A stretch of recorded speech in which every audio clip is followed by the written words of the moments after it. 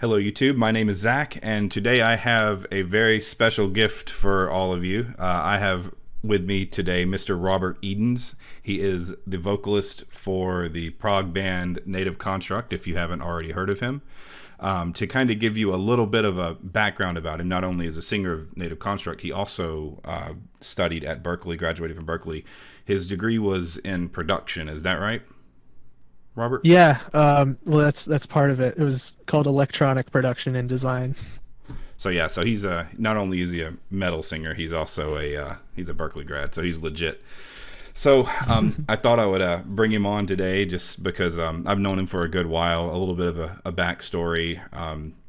I mentioned in one of my other videos that he was that I've had some people who I've done voice lessons with who are kind of in the prog community and the metal community. Well, he's one of them, and I just reached out to him. I've known him for a year and a half now, maybe.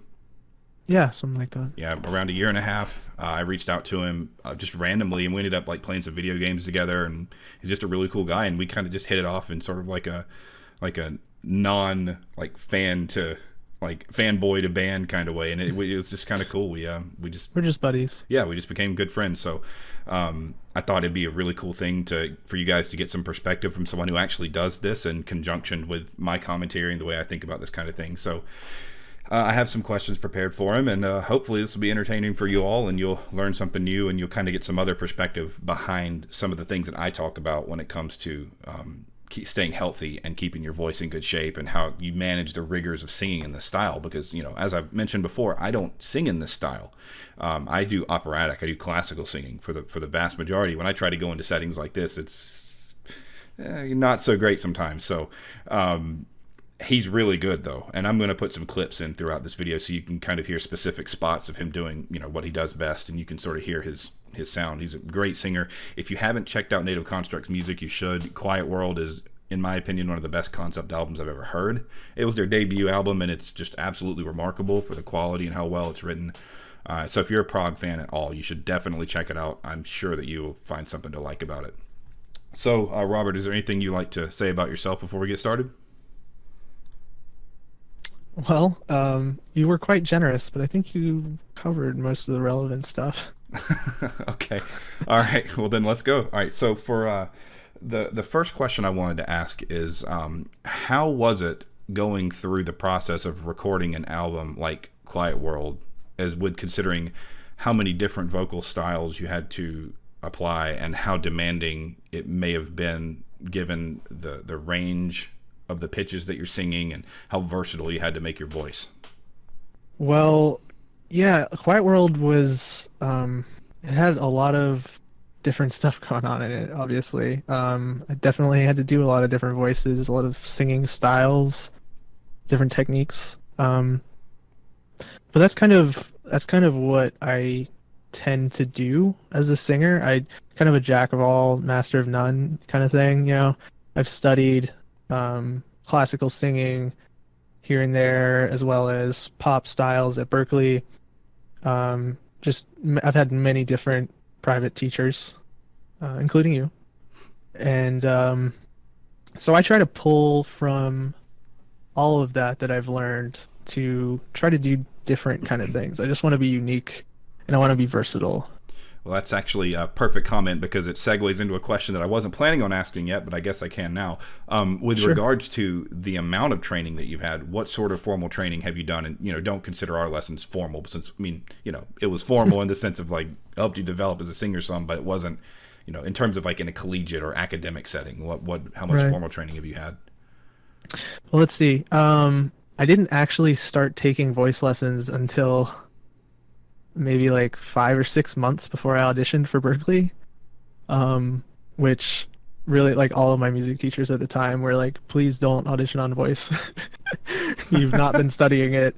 Like, I studied piano and cello, like all through grade school, and actually played through my freshman year of college. But I just decided I wanted to do voice, and auditioned for Berkeley, somehow got in. And I had 4 different private teachers there. So I had my first one before I auditioned. He was great. He was very much a classical singer. He was a church music director, And we started with the Italian art songs, I believe. Mm-hmm. Like one of the That's where you first songs start. I learned was Caro mio ben, Oh yeah. Caro mio ben, Yep. Oh yeah. and classic. Yep. And we worked on like pronunciation and stuff like that. And then we did a little bit of show tunes as well, which is actually what I auditioned on. I've always been a Broadway musical fan. So, and I obviously like that's very apparent in the music in Quiet World, in the performance style. So I had him, who's my first teacher, and then I had 4 semesters of private lessons at Berkeley that were kind of built into the general music ed um, classes everyone had to take. So each one, I think I had a different teacher each time. So very different. I had men and women, and all kind of interested in different things. Like one of them was classical. One of them was used to be in a band that did a world tour with Led Zeppelin. Wow. Like, yeah, I don't remember the name of the band. Like, I hadn't heard of it. I feel bad, but Hmm. yeah, he was a little older, but like, yeah, he was very knowledgeable in the rock style I think type things. Spirit toured with them. I don't know. There's a lot of different. Yeah, Spirit toured I with can't them. remember the name of the band. It wasn't that, but man, I wish I knew now. But yeah, he was talking shit on Robert Plant. It was pretty funny. Robert Plant had some questionable vocal technique. We'll just leave it Yeah, at that. He's yeah, a that's great, about great what he singer. said. Yeah, Great singer. I mean, he's a great front man, but man, he probably yeah. had nodules for the last 30 years of Oh his yeah, life. yeah, the teacher used to say like that he should not have been able to get away with that for so long. Like it was amazing how long he performed. Yeah, that's a really common thing that I'm getting asked by people in my comments and things is like, how Hmm. about these like freaks of nature that are able to do all this stuff for 30 years? And the answer to the question Yeah, is, I don't know. They're like one in a yeah, billion, exactly. I don't know. They're freaks. Yeah. That's why. There's always outliers. Yeah. So What do you what made you decide that you wanted to get into voice considering you had other instrumental backgrounds? Like what made you go, "Oh, I'm a singer." it's a good question. I always loved singing. I sang for fun all the time, and I sang in a couple of bands actually before high school, even like, or no, it was right at the end of middle school. But Miles and I actually were in like multiple metalcore, just terrible, just the worst like metalcore. And then later in high school, we tried to do the prog thing. Um, it was fun, but I got some experience from that, and I'd never studied formally yet. But honestly, I just emulated what I heard, Hmm. which, is not exactly the best way to learn. You definitely learn some bad habits that way. Oh yeah. Just trying to sound like other vocalists, because no one should be able to sound exactly like someone else, right? Right, exactly. No Yep. one's voice is constructed the same way. I So preach that all the time to all my students yeah. everywhere. Hmm. We are the best version of us and no one else is. So, you try to be someone else, then you're probably not going to do as well as you think you do. So, Exactly. not to say that And your vocals aren't great. I mean, they are, but you know what I mean. thanks. Yeah. That's just how I got started, and I loved it so much. And I don't know, I just decided that if I was going to spend so much time with music, like I should really be performing on something that I love. And not that I didn't love piano and cello, I don't know, I felt like voice was more my thing. Yeah. That's kind of how it was for me too. When I was growing up, I've always been a singer since I was really little, and I picked up various instruments on the way along the way. But singing's always kind of been that thing that's just there, so I can relate to that for sure. Mhm. Um, how old were you when you started implementing the harsh vocal stuff? That was in high school. Um, Okay. probably, I was probably like 14 or 15, and I had gotten into a lot of metalcore stuff at that point, like transitioning from the like emo phase in middle school to metalcore in high school, the inevitable transition. Yeah, yeah, right. How old Um, are you now? right now I'm 25, Okay. so So you've been doing this it was like about 6 or 11 7 years years. ago, I Oh, guess. 11 years. That's high school? 14? 11? Yeah, I guess so. Wow. Yeah, Time that's flies, man. actually really upsetting.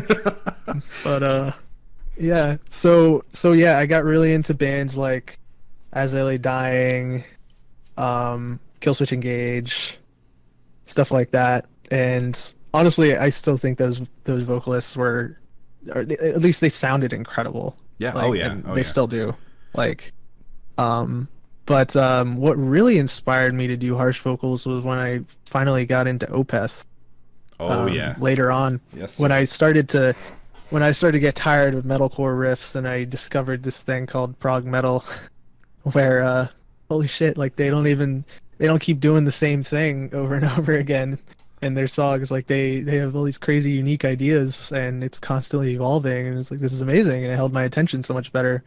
So Opeth, I just fell in love right around the time I found out about BT Bam, and just kind of idolized both bands. But Mikhail Akerfeld was like my vocal idol in high school, Yeah, he's one of those. as well as Tommy Rogers. But he's just one of those, so he's so versatile, and he's so good at like everything he does. Yeah, he's another one of those freaks that I keep getting asked about. And like, I mean, Mhm. I'm going to make a video on him too. But like the thing about him, he breaks all the rules. He smokes all the time. He drinks. Yeah, He yeah, can, and then he can do harsh vocals and clean vocals, and he's been doing it for what, almost 30 years.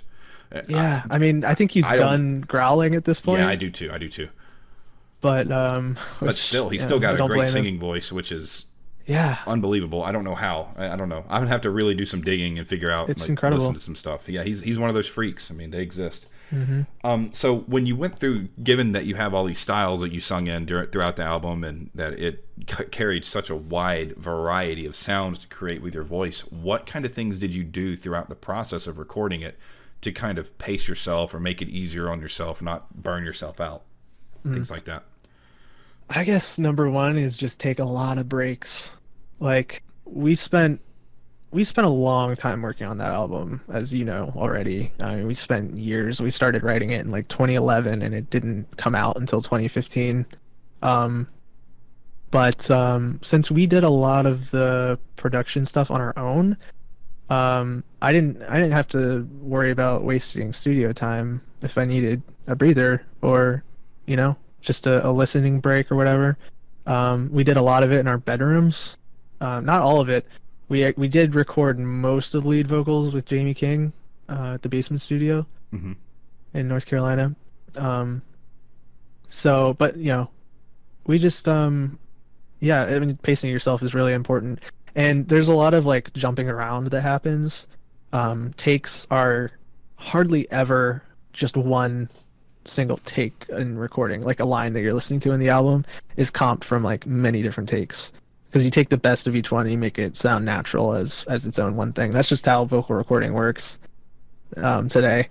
But yeah, the combination of like splicing together good takes and just singing like small sections at a time, I think is was the approach that worked best for me.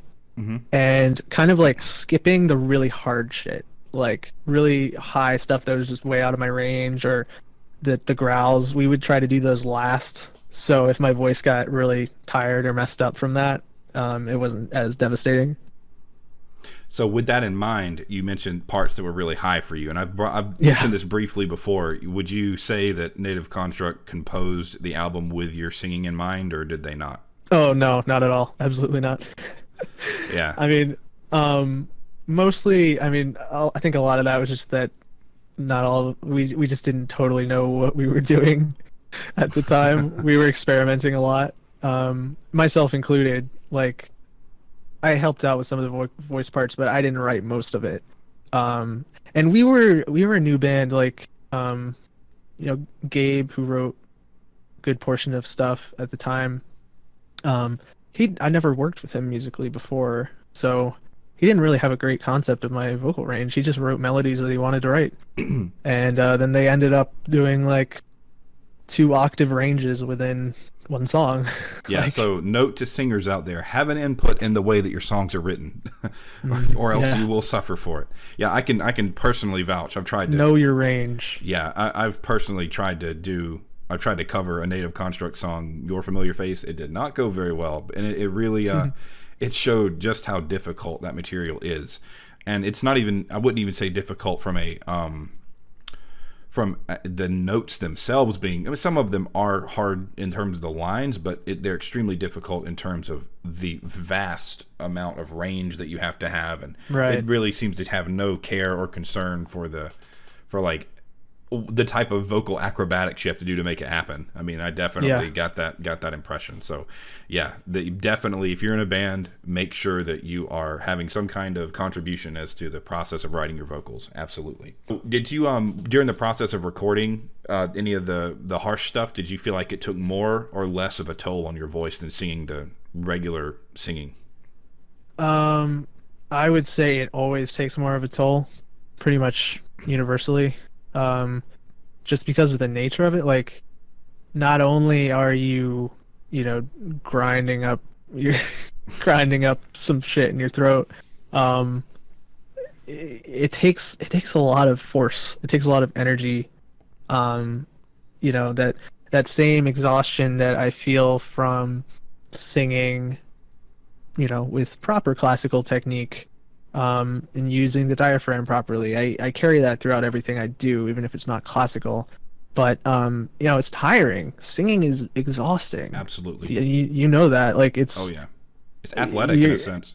it really is. Like your core, the muscles in your trunk just they get exhausted. You just don't even want to stand up anymore. Oh yeah, Like yep. I know all about it. so Trust so me. that happens even more so, I would say, during harsh vocals because I'm having to use so much air. I'm having to constantly pump that bellows, to Yep. push it all out. That sounds rough. So I made a point in one of my or a comment in one of my other videos that was about harsh vocals, where I theorized theorized with evidence that the metal Mhm. singers of today are starting to steer away from singing with harsh vocals more than they were in the past. One, would you agree with this? And two, in Mm. your future, in your singing future, do you plan on still implementing the harsh vocals, or do you plan on steering away from them as well? Yeah, I would agree with that first part for sure. I mean, at least that's the way it looks in the prog metal world, I would say. After you see bands like Opeth and even BT Bam kind of like going with a whole lot more clean vocals than they used to. And I mean, yeah, I think that's probably not just because like the vocalists decided that. It's probably more to do with the type of music they want to put out now. But I mean, it must be tiring. I personally don't plan on doing harsh vocals for my entire life. I mean, I love it. I still really enjoy doing the death growls and all that. I wouldn't want to be, I'll just say I wouldn't want to be in a band that does that all the time. One, because I would get bored, but two, like, it's too tiring. Would you It's too say that exhausting. since you recorded Quiet World, and since you guys have toured, which we're going to talk about in a moment, would you say that doing harsh vocals has gotten easier or more difficult as you've aged? Mm, honestly, I always look forward to the growl sections when I'm performing live because they're easier. I don't have to I see. worry so much about hitting the pitches. It's Just make like some I kind of just noise. yeah, it's more you're worrying less about pitch and more about texture, if anything. Like I guess when I say easier, I mean like in terms of vocal demand. Like yeah. has it gotten harder or easier for you to actually phonate and create that sound as you've gotten older? Um it's definitely gotten easier since I first started attempting to mimic Agerfeld on Watershed. That was the first album I got really into by Opeth. But when I was first trying to learn how to do that stuff, like it's a lot of trial and error. And again, I was just trying to sound like someone else, which I think makes a little bit more sense with growls than with singing. Um, because really what you're after, like the right texture, like the right sound that you get out of it is probably the most efficient, comfortable way that you could do it yourself. So it's a lot. I mean, not that like you should sound exactly like someone else, but like the just in like figuring out how to do it properly, I was feeling it the whole time. I was feeling, does this hurt? Like, does this way, is this more efficient? Can I get my breath better with this way? Um, but essentially, yeah, it's like the whole time it's just kind of avoiding actually hurting yourself, really. Like, just you got to do what doesn't cause pain because pain equals damage. Okay, so with that in mind, I'm going to ask you a question about relating it to everyone's favorite prog singer, James LaBrie. So let's say that you are on tour, Uh, you know, in any coming material that you might work on, and you have harsh vocals in the material that you're doing, or it's a real, just really difficult material in general, and you have some kind of vocal setback, and you have a, like you get really ill, or you get some kind of vocal injury or something like that, and doctors are telling you, you go to a doctor and they say, hey, it's not safe for you to sing on this. What would you do at that point if you were on tour and that happened? am I on tour with James LaBrie? No, you're you're on Dream tour. Theater? Whoever you're on, just on tour for like just singing, just performing in general. Well, I will say, if a doctor told me something, that might be a different issue. But I will say I probably get at least a little bit sick on every tour I've ever done. Like it's just almost inevitable by the end. No one's immune system is that strong. The number of hands I'm shaking, the amount of time you're spending in enclosed spaces with dirty, smelly, sweaty dudes, like it's constant. A germaphobe would not do well on tour, I will say. But yeah, I've had to modify a lot of stuff on tour in the past. Like I said, like the second half of the tour is pretty much always the sick part. Like I'm just my throat's a little bit messed up, or my nose is getting stuffy. So there are ways you can get around that, nasal sprays and stuff like that. But it'll in combination with the fatigue on your voice from performing every night for 2 or 3 weeks already, you're gonna probably have to modify some notes because your range is probably gonna get hurt a little bit by that. So that's what I've done. Like there are occasional really high notes in Quiet World that I'll modify. I'll sing a different note in the chord that also works. And I would say like 98% of the time people wouldn't ever notice. So with that in mind, how much vocal fatigue do you feel like you would experience? And just like if you're on, we're never in 100% full voice, but let's say you were like Right. 85 to 90% good, and you went through a typical set, whatever length you guys would play. How much fatigue would you experience throughout the course of that? And how, if you had to give an estimate of a percentage, how often were you singing in comparison to the rest of the band just playing and you not singing? Well, to answer the last part, it's kind of hard for me to say, but certain songs have probably closer to like 80% vocal time in terms of the entire song, and other ones might be more like 40, honestly. Yeah. Depending on which song it is off the album. But there's definitely like little gaps for me and spaces in the performance for me to rest my voice. Plenty of time to like grab a swig of water, like always stay hydrated, super important. But yeah, my voice, honestly, I feel like it ranged quite a bit. Like some nights I felt like tired, of course, like it was tired, like I just did a lot of difficult singing or growls or whatever, but not like terrible, not like in pain or anything, but I'm just like trying to rest my voice as much as I can. Like really important to just try not to talk too much after a performance, or Yeah, you're running the marathon, really, right? yeah, you are totally. So it's important that you can wake up the next day with the maximum amount of refreshment on your vocal cords as possible. But Was there anything that you would say that you did while you were on tour, on any of the tours you went on, that A, made it harder, and B, things that you did while you were on tour that you found made it easier? And to kind of combine those two together, if there are people listening and are watching that are singers that go on tour like this, what advice would you give them in that regard? honestly, I think the worst thing is just talking too much. Especially if you're like me and you don't really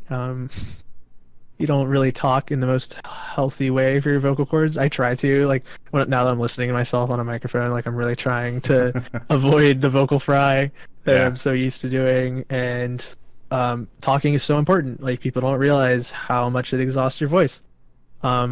Mostly because most people talk lower in their vocal register than they should. I'm doing it right now. Like I should be talking like somewhere up here ideally, like Maybe that's a little I bit. just Yeah, maybe a little high. it feels more comfortable, but yeah, I sound ridiculous. I don't really know how to get there yet. I'm working on it, honestly. Yeah, it's But fundamental vocal frequency. fatigue, right? Vocal fatigue is huge with speech, especially if you're trying to yell over a live performance or music in the van or whatever after the show. Um, and of course, there's a lot of alcohol on tour. It's it's everywhere. Alcohol You is can't bad for your escape voice, it. people. I'm telling you that right now. That, and I don't even need to Yeah, make a video about that. Alcohol is bad for your voice, and there's a yeah, million reasons why. yeah. I mean, not to mention the one. I mean, it dehydrates you. And like I Exactly. said, hydration is so important. Yep. Because as soon as your body starts to get thirsty, the first place it takes away water from is your mouth and your vocal area, Yep. and you need that nice and wet. Yep. Gotta keep it lubed up for those growls, you know. But yeah, a lot of alcohol, and it is bad for your voice. But I will say it is very good for confidence on stage. Oh yeah, I would imagine so. So there's a balance. I'll say there's a balance. How rehearsed were you guys going on stage? You know, like how when you went on stage, how well prepared did you feel to be able to pull the set off? Um, I would say there were definitely varying degrees of that, but like in general, the longer the tour goes on, the more confident you get because you're That makes like, all sense. right, I've already done this like 20 times this month. Like I got this. And you know, you start get to the point where you don't even think about the music anymore. You just kind of lose yourself in it. You don't even have to. I don't worry about what the lyrics are coming up. Like it just kind of flows out because I've done it so many times. Right. But yeah, for different tours, we were definitely different. I would say there were differing levels of preparedness going into it, just depending on how much time we had to get things ready. But you know, sometimes there was more notice than others. What's the most difficult? Well, let's say you had to pick three most difficult parts of Quiet World to sing, either in a recording setting or a live setting, whatever. What would they be, and why? Well, I can think of two right off the top of my head. Maybe a third will come to me, but there's that moment. I mean, "Come Hell" is hard. It is just plain hard. It has so much range, vocally as well as with the growls and the singing. But like I said, pitch wise, it's actually like 2 octaves, I think, of range in that one song. So I go from like a low B to a 2 octaves higher B on the highest notes. I think it's a B. But yeah, man, that's like out of my range on almost on both ends, really. Like that's the bottom to like past the top. So the hardest, I would say like the hardest phrase in "Come Hell" to sing is the one right before the growls come in. It's like, "And now I can see." All right, well let's Oh, play like, that for them. Let's let the audience hear that.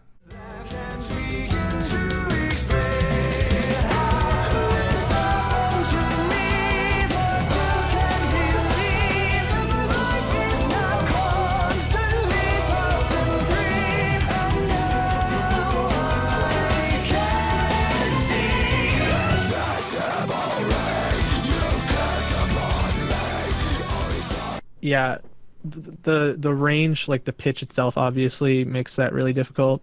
It's held out. It's the last note of that phrase, but it transitions. Like I tried to like fully fluidly transition from singing that note into the growls, and it's very hard to do. Like I just like tried to do that kind of thing because I heard like Under Oath, Spencer Chamberlain has done that kind of thing a lot, where he's like kind of singing is really, it's harsh singing, but then like it just kind of turns into pitchless growls, you know.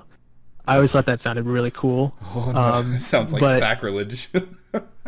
yeah, I mean, honestly, I love the way it sounds, but like it is so hard to do, and you know, I had to maneuver my voice from singing that high note all the way down to the again. So that's really the tricky part. But yeah, so that was really hard because of that. And the second moment I have in mind is the big, grand orchestral kind of anthem moments in towards the end of Chromatic Aberration. You know which part I'm talking about, right? Like I think it's around 9 minute mark, um, right after the quiet harp section.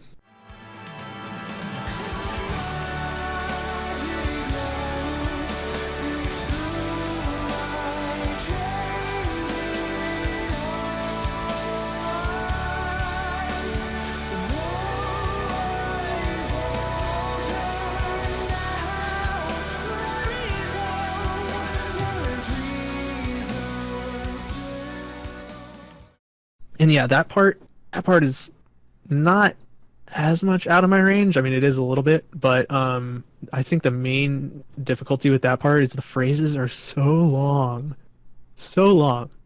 Like just using your breath correctly in that part and just desperately trying not to take a breath where I'm not supposed to break up the line because I love the way the line flows. It sounds so beautiful when it's done properly, but like yeah, that shit was hard. We actually ended up re-recording that section so many times, like, oh man, probably like at least 3 times. We did it originally with Jamie, and then later on we were like, I don't know, I think we can do better. That was mostly the rest of the band talking to me, and I'm like, all right, guys, I mean, whatever, I'll do it again.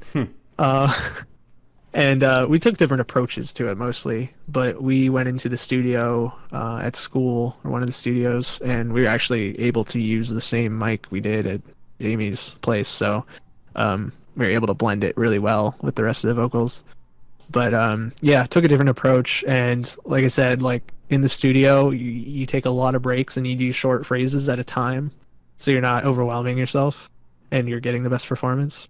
So there's a lot of that. There's a lot of comping and like making sure we have the best take in there and can do it properly. Gotcha. The big chorus in Spark of the Archon is difficult. Really? Yeah, the 6/8 part, the blast. I'm thinking about a different part. Okay. Yeah. Yeah. Okay. Oh, misery, mercilessly. That part. Yeah. So that's difficult. It's not really out of my range, but that part is difficult for the same reasons the Chromatic Aberration part is. It's like just the phrases are so long. Gotcha. And to make the lyrics make sense, you don't want to break it up in the middle to take breaths.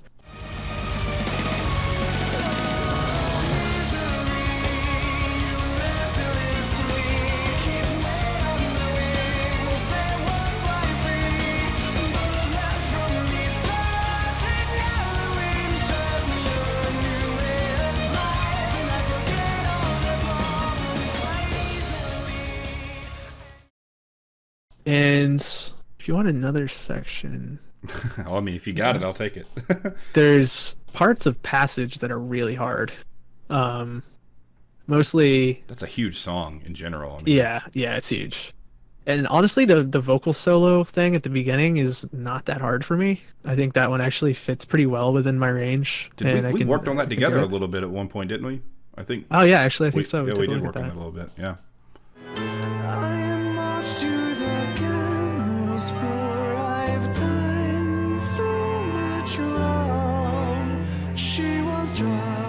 Child, but now inside she lies with her innocence gone. So that one, it's tricky, but I think I can do that one pretty well.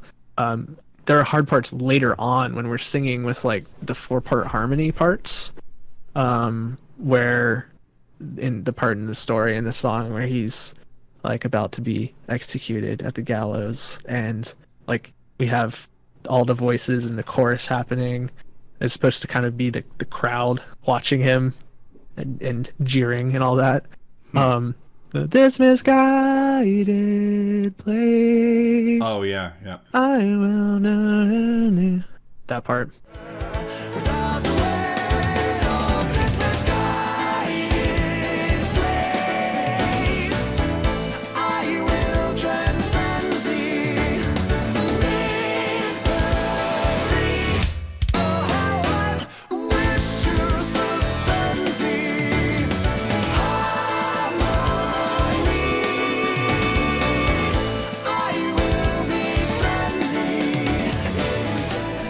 that part's pretty hard. It's just a lot of like really sustained high notes that are just pretty tough for me to reach and then hold.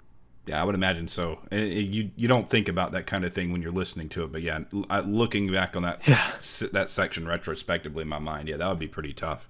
I'll tell you guys out in the internet land, he does a mean cover of "Fake Plastic Trees" by Radiohead. I've gotten to I've gotten to personally witness this myself, so it was thanks, man. Quite good. I'll have to record that sometime. I have the recording of it. I took a video of it really? while you were singing it. I have the video of you singing it. That's so funny. I had no idea. Maybe I'll put that up one day where everybody can hear it. I don't know. No, I want to really hear good. it. You did really well. It was really good. Thanks, man. Really good. So I think that about does it. I don't think there's anything that I was missing that I wanted to ask you. But is there? Do you have anything else that you'd like to say as far as like singing commentary, insights on singing? You know, what kind of training would you suggest? Maybe other singers have anything like that? Yeah. I would say if you're wanting to become a vocalist or you're just studying voice or whatever, do what you want, you know? Like, if you want to take classical lessons and learn technique that way, that's totally cool. And even if you're not singing the repertoire that you want to do, like if you're into metal or rock or whatever, you can use that stuff.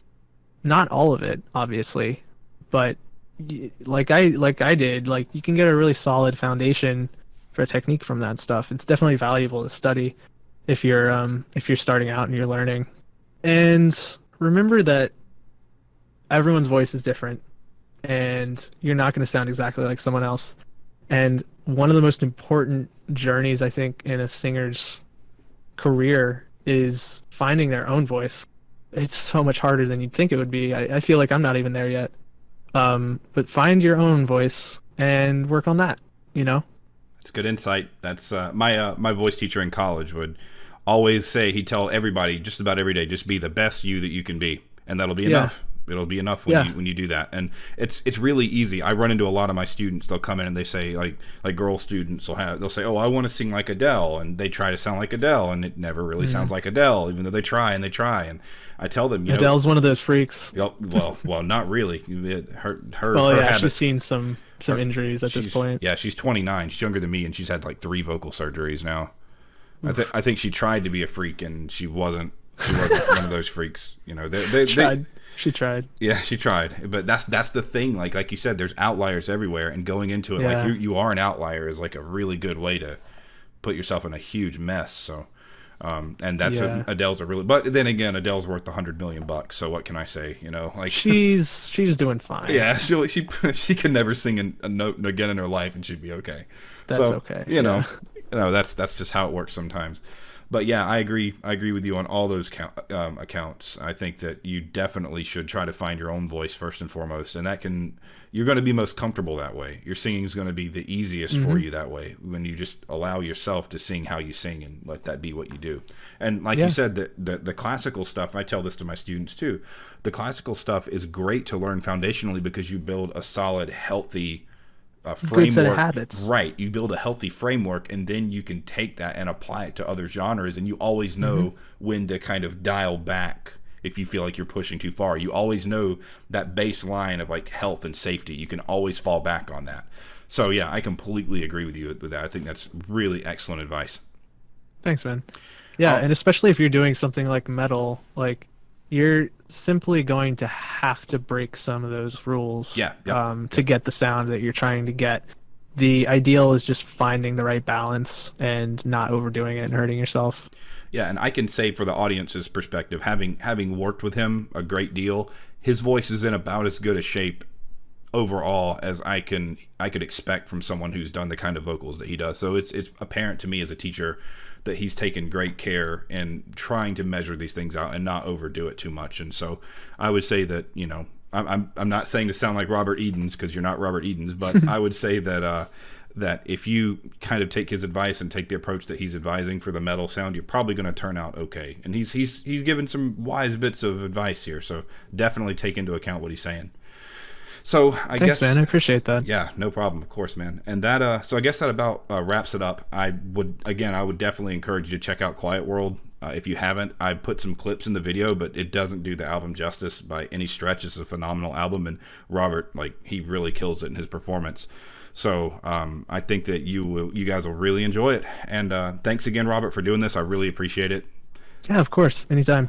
All right, so thanks guys for tuning in. Like my video, subscribe, you know all that stuff. You know how YouTube works. And I hope to see you all again soon. Take care.